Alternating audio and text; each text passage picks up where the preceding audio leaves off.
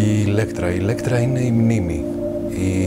Η Ηλέκτρα επιλέγει ως στάση ζωής να θρηνεί, να πενθεί, μόνο και μόνο για να ταράζει τους φωνιάδες του πατέρα της. Η δική μας Ηλέκτρα έχει φωτισμένες όλες τις πλευρές.